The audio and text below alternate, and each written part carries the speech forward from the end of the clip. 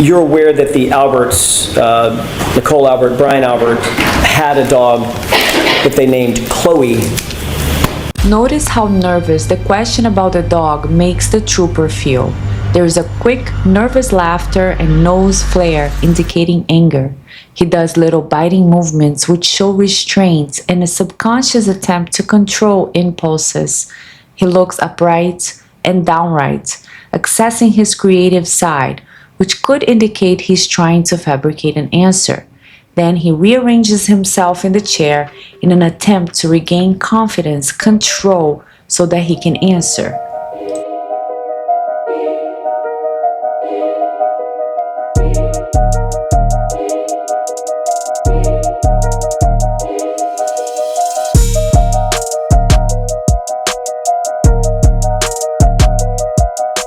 On on January 28th, 29th of 2022, correct?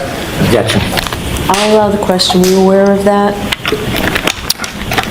At what point in time, sir? January 28th, 29th, that area. Was I aware that they owned a dog on January 28th or 29th? No.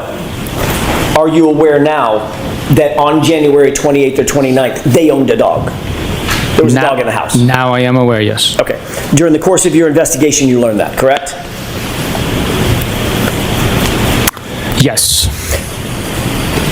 During the course of your investigation, did you also become aware that the Alberts got rid of their family dog? Objection. I'm going to see you at sidebar on this, please. Sure.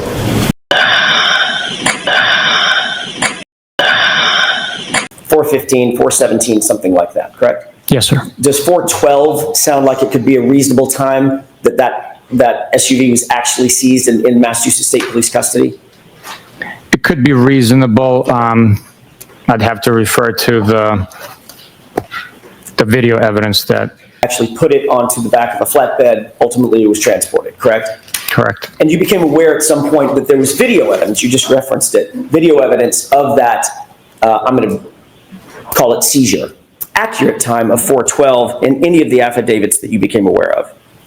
No, the actual time of the seizure through the video, we learned much later, so the approximate time, 5:30, although inaccurate, I did not take any action to correct it, no. And you received that video as a production from the defense. You did not have access to that video, correct? Yes. And so at the time that Michael Proctor actually wrote and drafted these affidavits and swore to them under oath, he did not know that a video existed, correct? Objection. Sustained, you have to word it differently. Sure. At the time that you, let me ask it a different way. At the time that you reviewed his declarations under oath, you did not know that a video existed. No, we did not know.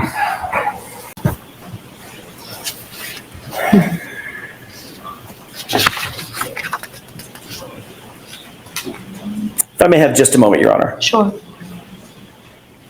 On August 17th, 2022, you were in a group text with the following individuals: Michael Proctor, Trooper Kukowski, a lieutenant named Fanning, and a trooper named DiCicco, D-I-C-I-C-C-O, correct?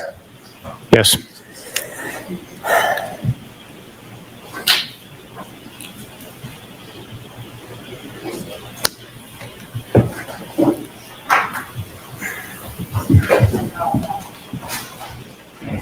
Correct. His name is not on here. But you do recognize that as being reflective, accurately reflective of the text chain that you were on August 17th, 2022, that group chat? Yes, sir. I'm going to do this a little bit backward, but bear with me.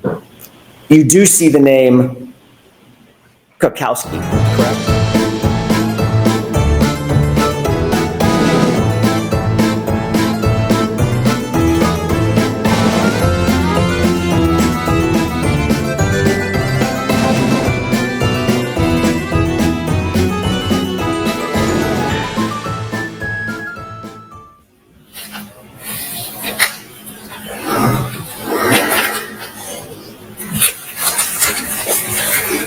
Do you know how many cameras are inside the Sally port? I don't know exactly. I know that there's at the very least 2 inside the salad port. You were shown a still photograph, not from the inverted video, but from a different video or a different camera. Yes, sir. Do you remember that photograph? I do. And you were asked about gaps in time. Did you obtain video of outside the salad port to show what time the tow truck arrived with the defendant's Lexus? Yes, I did. Similarly, did you obtain video from the front driveway of the Canton Police Department depicting the arrival of the defendant's Lexus? Yes. May I approach again, Your Honor? Yes.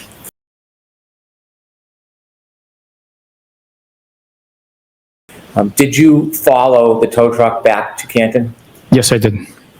Did the tow truck stop at any point between Dayton and Canton Police Department? Other than red traffic lights, no. When you were following, how were you following the tow truck? I was keeping a safe distance, always keeping line of sight behind the vehicle. I was following it from Dayton residence all the way to Canton PD. Was Michael Proctor with you in your truck? Yes, he was. Did you take any detours on your trip back to the Canton Police Department? No, we followed the truck driver. He led the way. At any point, did you take any turns to Fairview Road? No. Did you know whether or not there was a CERT team at Fairview Road searching while you were driving back to the Canton Police Department?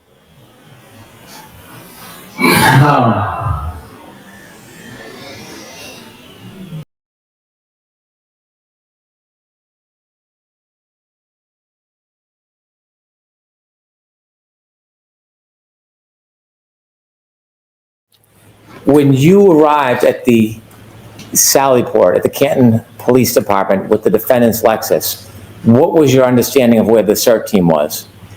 My understanding was they were at 34 Fairview. When you first arrived around 5:37 at the Canton Police Department, were any members of the CERT team at the Canton Police Department? Objection. I'll allow it. Lay your foundation. Now, I asked you, do you remember about what time you got back to the Canton Police Department? Do you know specifically what time you got back? I know we pulled in to the driveway at 5:30 p.m. Did you see some of the timestamps that you were shown on cross-examination? Yes. Did you see the timestamp 5:37:18 when it was shown to you by the defense? Yes. At that time when you were arriving and bringing the defendant's Lexus into the Sally Port, was there any CERT team members at the Canton Police Department? No. Were there any troopers who were speaking to you or receiving items of evidence from you or Trooper Proctor? Absolutely not. Was there any items exchanged between you and or Trooper Proctor and anybody else for that matter that you saw No. while you were at the Canton Police Department in the Sally Port area? Do you remember how long you stayed in that area? Approximately 15, 20 minutes. And so you were asked when the first items were found at Fairview Road. Do you remember that it was around 5:45? Yes.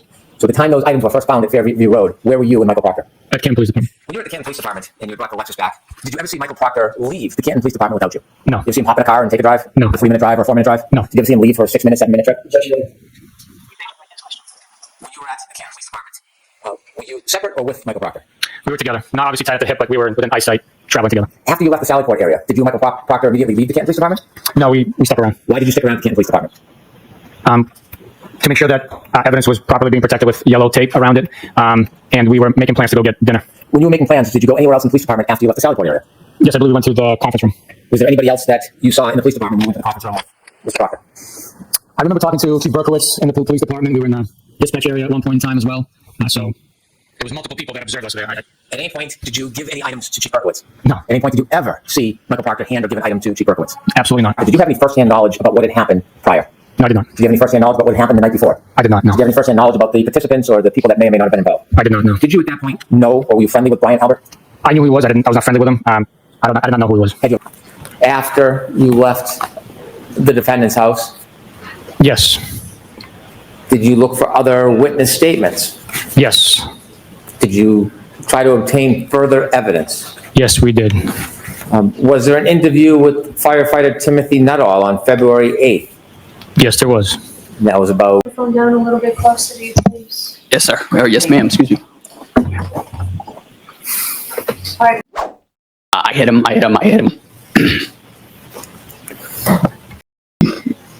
Mr. Jackson or next to Mr. Jackson. I see. When you looked up and saw that person, and asked about any background, what did she say to you? I hit him. I hit him. I hit him.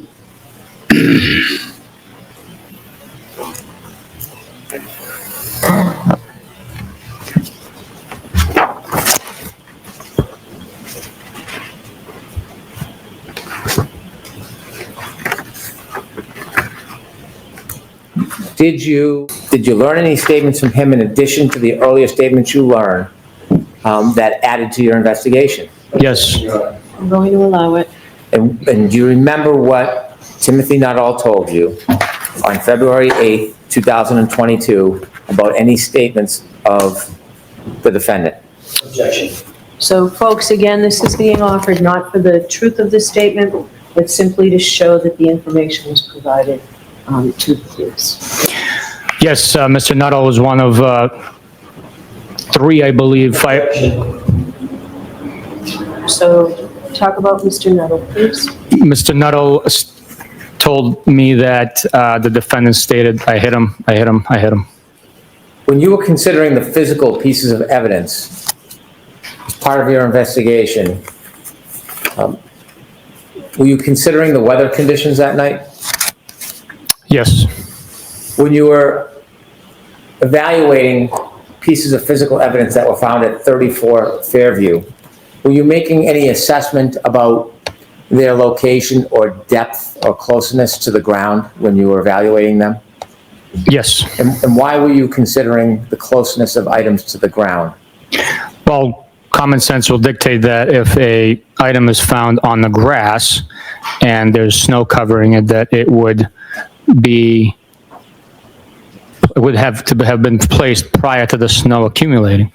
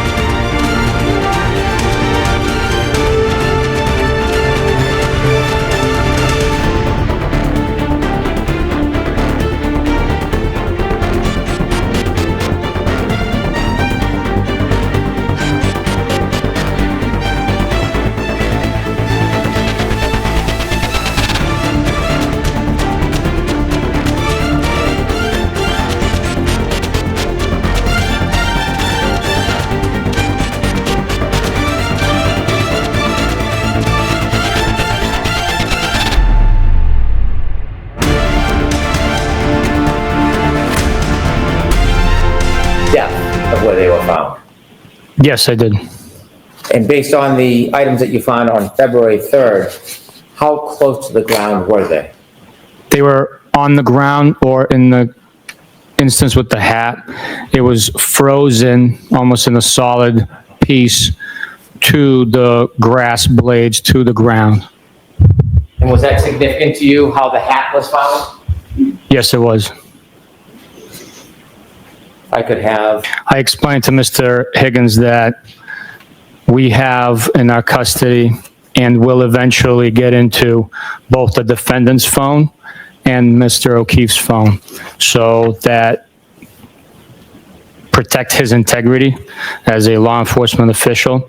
I told him that the information he was providing better be true and accurate, or else he would suffer the consequences of the ulterior. In September of 2022, you were served with a preservation order for your phone, were you not? Yes. After September of 2022, you never received anything in writing that canceled or lifted that preservation order, correct? That's correct. Before you threw the phone away, you did a factory reset of it, did you not? No, I did not. Having read that document, sir, does that refresh your memory about telling those people in May of 2023 that you did do a factory reset of your phone? That's not accurate. Did you take the SIM card out of your phone, yes or no? I don't know. Did you testify that that's what you do when you get rid of phones, sir?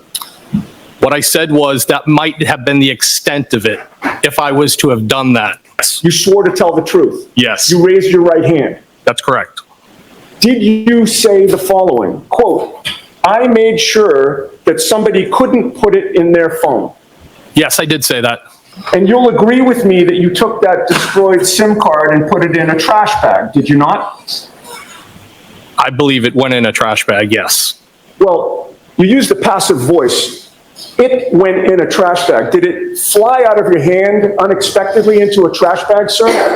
No, sir. It would have been disposed of with the phone. Can you answer that? Are you reluctant to say that? No, Your Honor, I put it in a trash bag. Or with my And then trash. you- Well, I was cutting through the base, and I believe how I Did you testified drive to a was military base, sir? I was cutting through a base, Did yes. you drive to it? Yes, sir. And then you put both the destroyed SIM card and the phone itself, which were in a trash bag, into a dumpster on that military base, did you not? I believe that's what I did, yes. So the only place you knew they existed was on your old phone, correct? Yes, that's correct. The same phone that you put into a dumpster on a military base with a SIM card removed from the phone and destroyed, correct? Well, I did throw the SIM card and the phone on the military base. Right, and the SIM card was destroyed. You've already testified to that. I said to the extent of if I did that, I would have done that. Use the word I was about to use. That ensures the adequacy of the investigation, correct? Yes. To use your word, that ensures the integrity of the investigation. Is that right? Yes, that's correct. As you sit here today, do you believe that this investigation, now I'm going to turn to this investigation, was conducted with professionalism, with competence, at the highest level of integrity? This investigation was conducted professionally, with integrity, and all the evidence collected, all the statements collected pointed in one direction. There was no bias influence on the evidence, on the information that was collected, or which direction.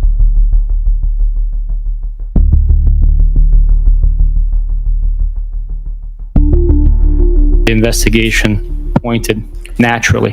Former Trooper Michael Proctor was the person who was the assigned case agent, the lead case agent in this particular investigation, correct? Michael Proctor was the case officer for this investigation. He was assigned ultimately, to use another phrase, as the lead investigator, wasn't he? I'm not going to agree with you. Is there a reason that you want to try to distance yourself from naming Michael Proctor as the lead investigator in the case? Is there some reason?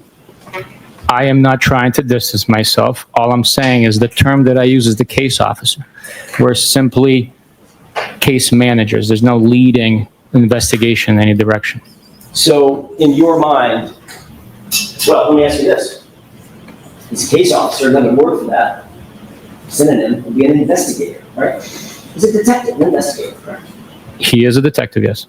And he was the one who was assigned by the Massachusetts State Police because of his on-call status that night, or that morning, January 29, 2022, he was assigned to the case, correct? Michael, Yes or no? Assigned to the case. That's all I'm asking. well, you said a lot before that, so I said he was assigned to the case. What I said before that was January 29, 2022, he was assigned by the Massachusetts State Police as the case officer for this case, correct? no. Who was? He was assigned to be on call a month prior. Just because he was on call, he was assigned the case as a result.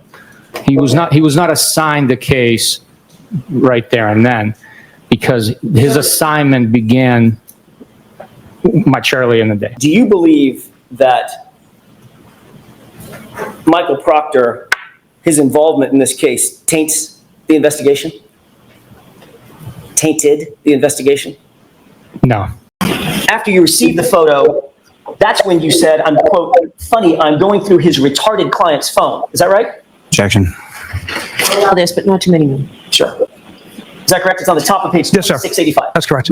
And Yuri Bukhenik liked that comment. Funny, I'm going through his retarded client's phone. Didn't it? Not at all. The investigation was done with honor, integrity, and all the evidence pointed in one direction only. Honor and integrity by Michael Proctor.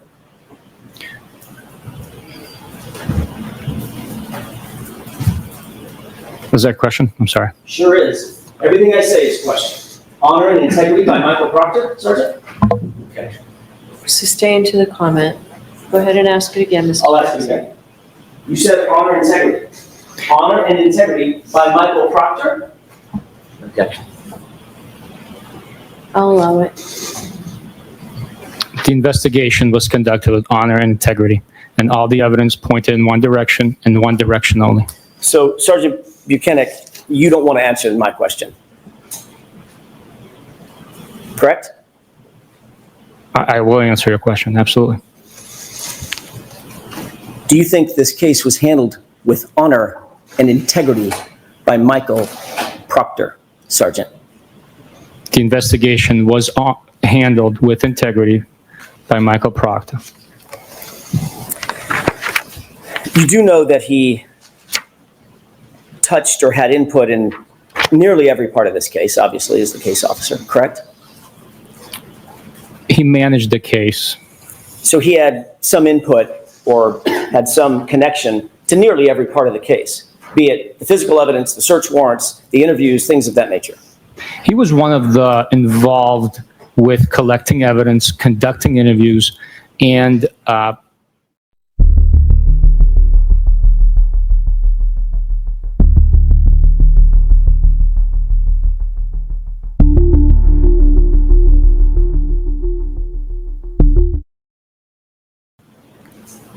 signing affidavits for the search warrants. He didn't take a minor role in this case. He had a major role in this case. Would you at least agree with that? He had a role that was more significant than others. A major role would, to me, suggest that he had 51% or more. And with a team of the size that we had working on this case, he did not have a major role. So you believe, as you sit here today, your testimony is Michael Proctor did not have a major role in this investigation of Commonwealth versus Karen Reed because he didn't have 51% of something? That's your testimony? That's the way I understand it, yes. Okay. Mr. Proctor had access to that room and was taking control over those clothing items for those 6 days that they were drawing on the butcher paper, correct? That's not necessarily correct. It could have been the evidence officers bagging the evidence once it's dried and processing it. I highly doubt Trooper Proctor had access to the beast machine to print that label. Right. I'm not asking if he printed the label. I'm asking if he bagged the item and walked it up to the evidence locker and the label was printed up there. Again, I don't know who bagged the items. That would be normal protocol, though, correct? Somebody else bagging the items? No, the case officer bagging the items.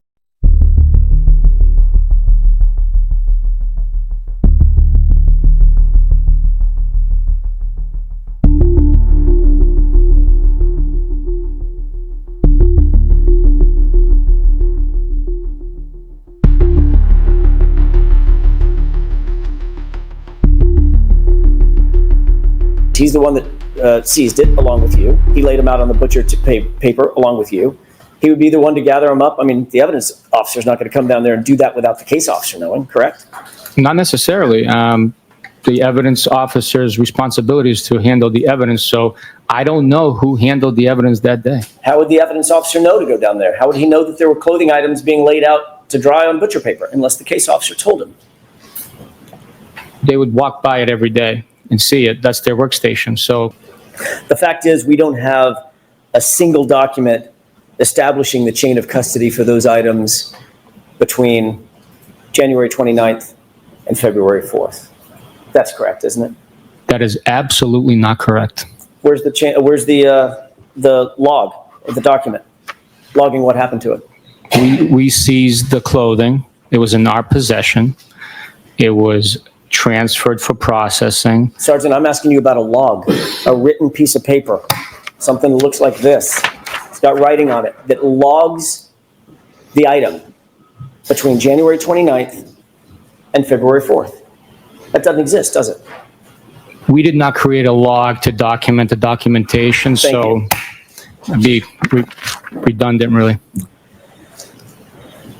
You indicated on direct examination that you personally participated in 2 searches. No report was written about any of these searches until November 4th, 2023. Correct? That could be possible, yes. So literally the documentation of these 3 searches about which you've testified today, the documentation did not exist until, what is that math, 17, 18 months later?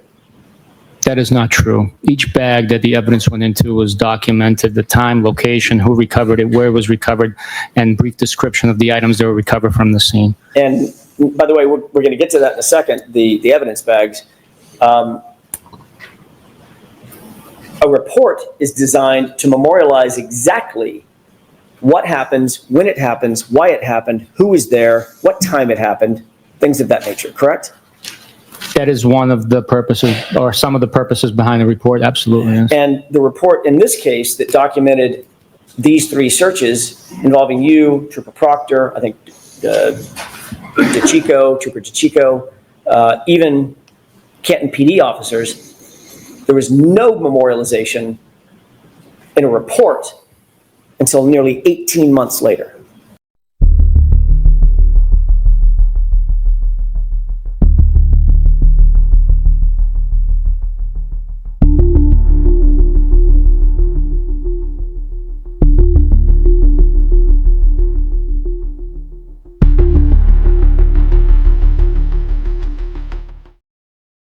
Is that right? It's possible, yeah. We write reports at different times. Yeah. If you show me a report stating that, Do you have something I can look at to refresh my memory? If you can show me, can I see it? Do you have it? I do. Is it in there? I would like to take a look. If it's written in a report authored by me or that I approved, I will take it for to be fact. As you sit here now, you don't have a memory of that conversation with Brian Higgins?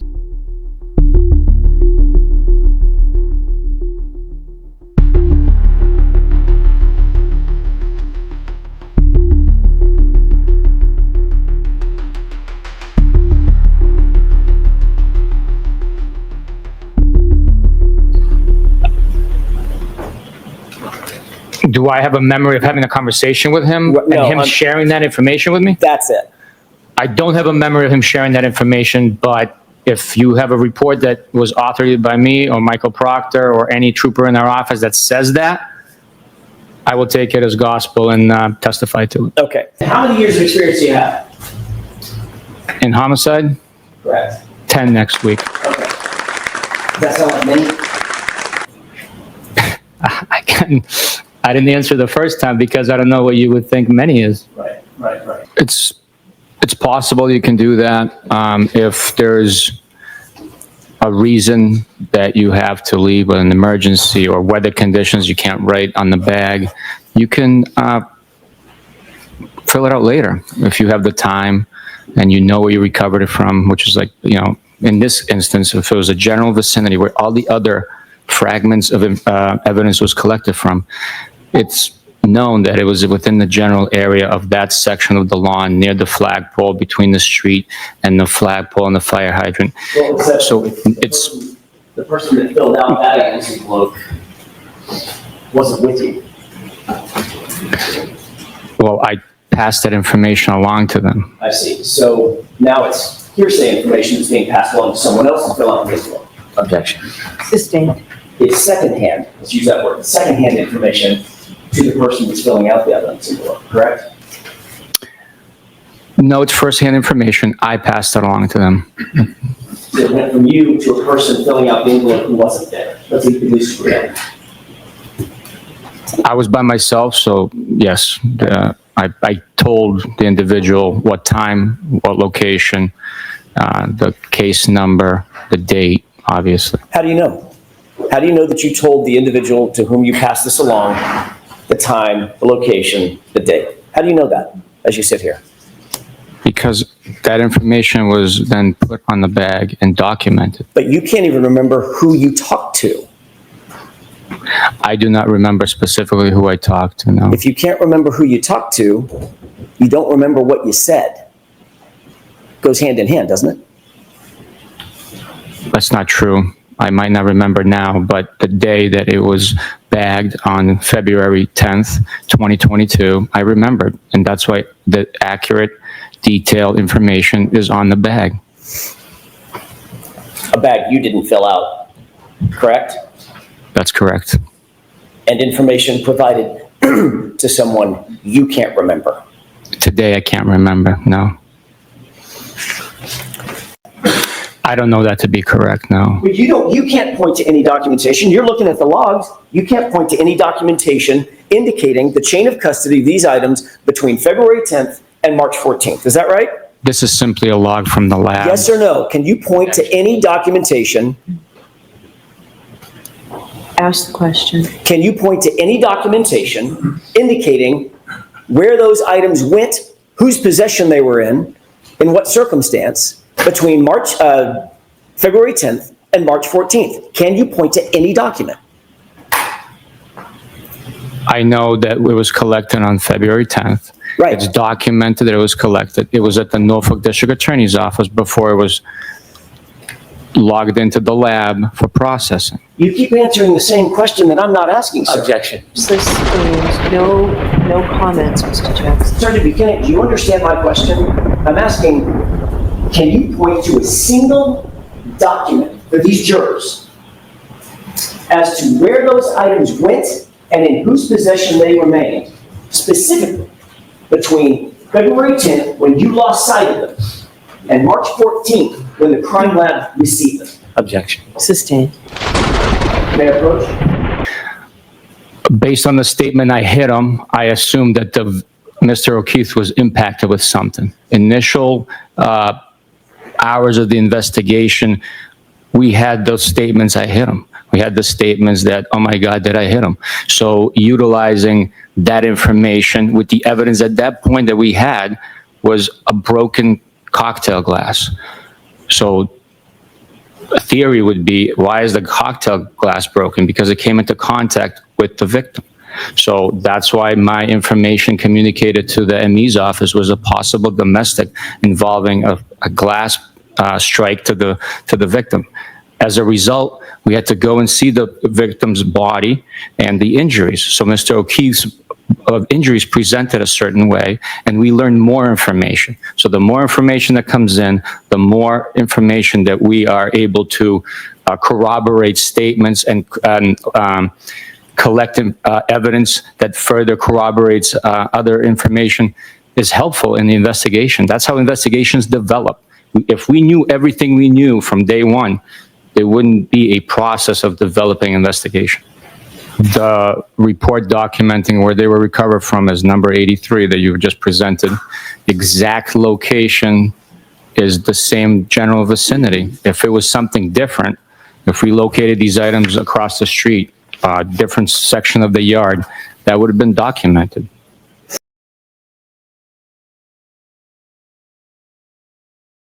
About banging and hooking up. What word would you use to describe them if not flirtatious? The totality of the conversation? Sure. Let's start there. My opinion is that it's a angry girlfriend trying to set up.